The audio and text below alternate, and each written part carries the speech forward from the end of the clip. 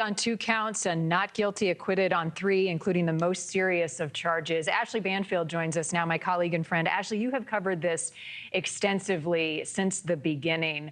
You know, it's been unfortunate that the public can't see what's going on inside the courtroom or hear what's going on because it's a federal case. However, you've talked to a lot of people who are very close to this case. Are you, one, surprised by the verdict, and two, how you expect the defense to try to get a lesser sentence for Diddy? Yeah, I am. I'm as surprised at this as I was at Brian Koberger's plea deal, because I followed every letter of the law in the testimony and watching the exhibits, Marnie, and I checked every box. I just find it shocking that a jury couldn't put this together. But I'm sort of reminded of the long journey for women's sex rights, should I say, because in my lifetime, a wife couldn't be raped by her husband, right? And so I sort of look at this as though a jury saw girlfriends can't be sex trafficked. A jury saw that if you're willing one day or 1 month or 1 year, and you're unwilling in another day or another month or a year, that doesn't count. And so that's what's, I think, really troubling to me on this. And I think that no matter what, the government is certainly going to push for the maximum. I believe it's 10 years for the Mann Act federally for each count. And these are not the kinds of counts that you look at concurrently, right? Because these are different. They are different dates. Thanks for joining me here at Courageous Media. Big news day today. The Diddy verdict has dropped.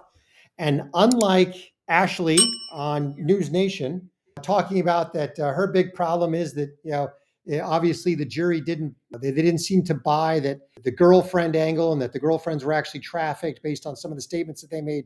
I think the biggest problem with this case, I think what gives me the most heartburn is the fact that it smells like a cover-up. And when I say it smells like a cover-up, we're going to get into that because I want you to hear from Viva Free, who appears on the Megyn Kelly show. But first, we're going to dive in with Megyn Kelly because Megyn Kelly was none too happy about this, and she did not mince words. But really, thanks everybody for rolling up. I think this has less to do with money and more to do with certain actors within the federal government basically calling in favors, covering things up. Specifically the prosecutor in this case, who is the daughter of none other than James Comey. Uber corrupt, loser, life loser, deep stater, global corruptocrat, James Comey. I think that's why this thing went down. And I want you to hear from Viva Free a little later on because he basically encapsulates this, but he did it months ago. So let's dive in first. While everybody's here, please like, comment, and subscribe. If you like this comment, please let us know in the comments. Hit the like button while you're here. And if you like this content, please share it with everybody that you know. Let's dive in with Megyn Kelly because she was none too happy. Won't surprise you. Combs's body language is totally different from yesterday when he seemed crestfallen and grim after the jury said it had reached a verdict on 4 of the 5 counts. Now, acquitted of the most serious charges, Mr. Combs appears energetic and relieved. Can we just talk about, here's the picture, here's the sketch artist's picture of Combs yesterday, of the grimness, and I'm sure we'll get one today of him looking much more relieved.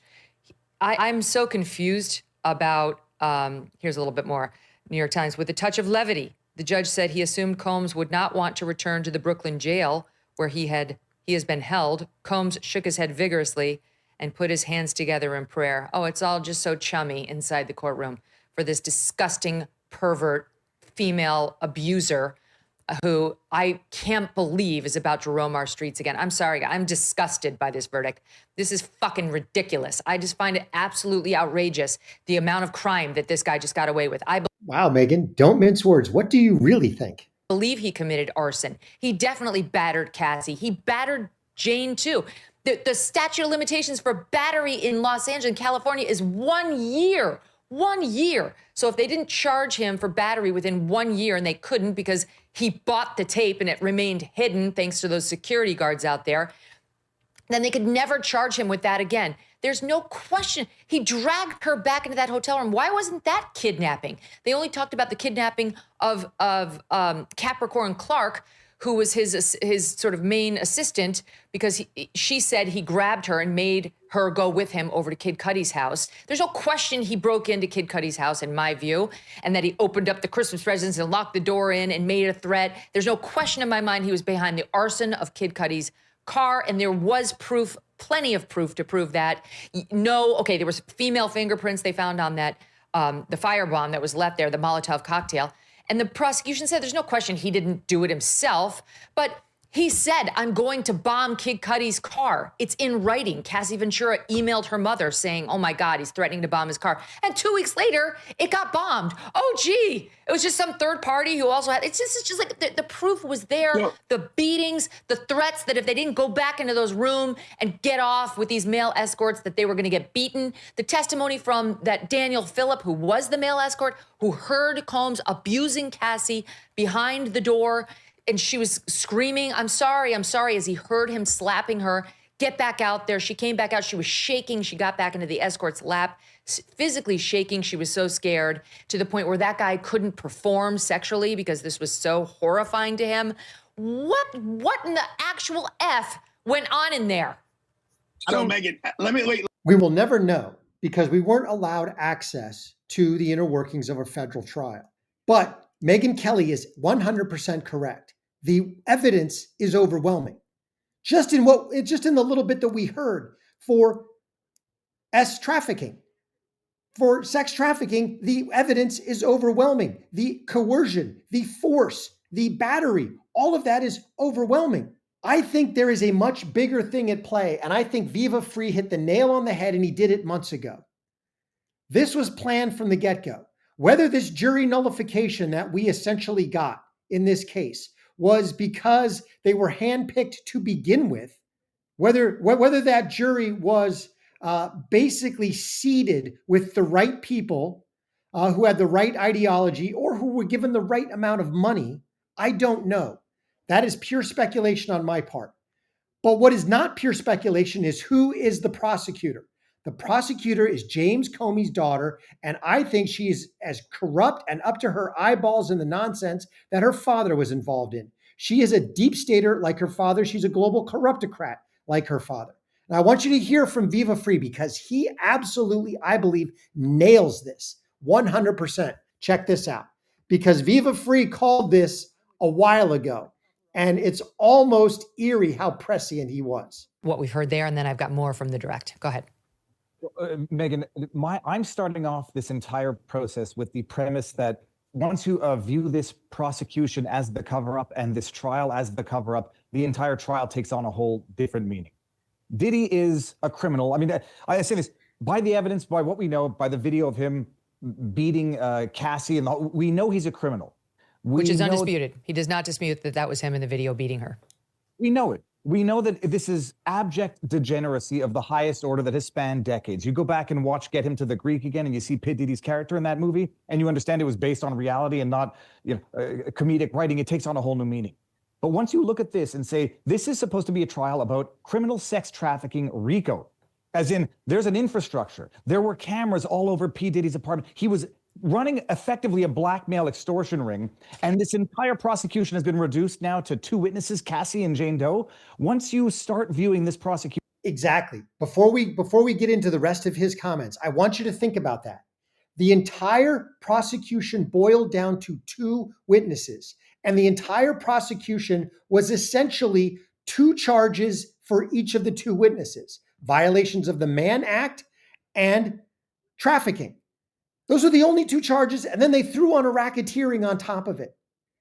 He had cameras in every single room of his house. Why were there not 100 witnesses? Why was not every single party goer to one of these freak-offs subpoenaed and hauled into court? Why were they not asked? Why was not every inch of their text messages, their emails, their social media, their phone calls poured through to determine who Diddy or Diddy associates had spoken to before and after freak-offs, especially people in power, whether that be business power or political power? Viva Free is absolutely correct. This trial was the cover-up, 100%, and it was orchestrated by Marlene Comey. Prosecution as the cover-up and not the exposing of the criminality, it'll take on a whole new meaning. Covering up what though? What do you mean? Yeah, you're gonna explain. There is an extortion ring that involves other people that is not being fleshed out here. And it's sort of like the movie The Titanic, where you have this entire backdrop of the crisis of the Titanic, and it is reduced to Billy Zane chasing the woman, I forget her name, around the boat. Like Rose. You have, yeah, well, I figured her name, Kate Blanchett. Winslet. So you have this entire blackmail extortion ring. They went and raided Diddy's house. There were cameras there. We know that it involves, the higher ups in the entertainment industry, if not the world of politics as well. And this entire prosecution is reduced to P. Diddy and what we know of his abuse of Cassie and potentially Jane. And then once you flesh out the fact that for whatever the reason, Maureen Comey, James Comey's daughter, is still involved as one of this trial. This trial is a show trial because they're going to get him on something. It might just be the, trafficking for prostitution purposes, which seems undeniable. Send him away for 10 years. Maybe he gets out after 8. And then you've successfully covered up the entire extortion ring that P. Diddy was running, much like what they did with Epstein. Oh, that's 100%. Listen to what he just said. They will most likely convict him on the Mann Act charges for 2 people, for which he might get 10 years out in 8. Now, hopefully, the government goes for the maximum, gets the maximum, in which case he gets 10 years twice, serving consecutively, he might be out in 16. But even then, they have covered up the real crime. They tried him for sex trafficking twice, Mann Act violations twice, and racketeering once, when there should have been hundreds of counts of blackmail, hundreds of counts of extortion, hundreds of other potential counts that could range anywhere from trafficking to treason to espionage, you name it. They have successfully covered up the real crime. And it's Marlene Comey, who was, incidentally, the prosecutor for Ghislaine Maxwell in the Epstein case. She is up to her eyeballs in covering up these blackmail, extortion, leverage schemes that essentially the CIA was running. Our own government, along with other foreign intelligence services, were running these 2 operations. One was Epstein, one was Diddy, and they have successfully covered up the whole thing by staging a show trial, giving you a shocking verdict that everybody will talk about for weeks. Meanwhile, Diddy will do some prison time, and theoretically, everything will be forgotten. They can't have him innocent because then everybody would be up in arms and they would still be clamoring for some level of justice. He'll go away for a while, but the reality is the real crime and the real essentially outworking and all of the the ramifications of that crime going into the political world and the business power world are all now just shoved under the rug.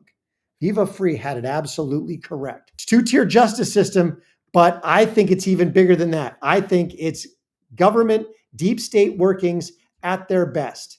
Just so you know, we always bring receipts. So here is Marlene Comey. She is the prosecutor in the P. Diddy case, as she was in the Maxwell Epstein case. And here we are again with Marlene. Here we go. Did James Comey's daughter throw the Diddy trial? If you ask me, I believe she absolutely did. That's my opinion.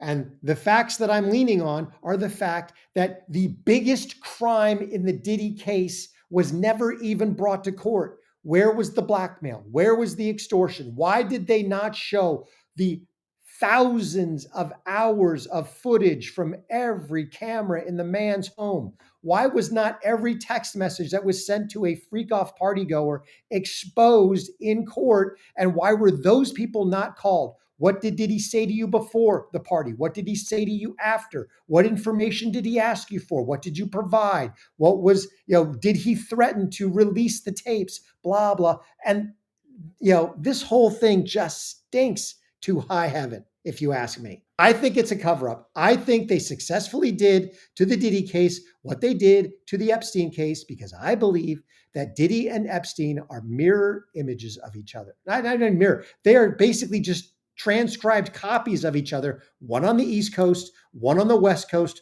one primarily politics, the other primarily entertainment, but with a whole lot of bleed over. And they were two, I believe, intelligence operations. They were two blackmail leverage operations in order to basically put people under their thumb. And they did it very successfully. And now they have escaped prosecution. They have escaped the outing of all of this. That's why I don't think we will ever see a list of all of the perpetrators in the Epstein case. I don't think we will ever see a list of everybody who went to these parties. We'll never see the proof. I believe they've buried the proof because they don't want you to know.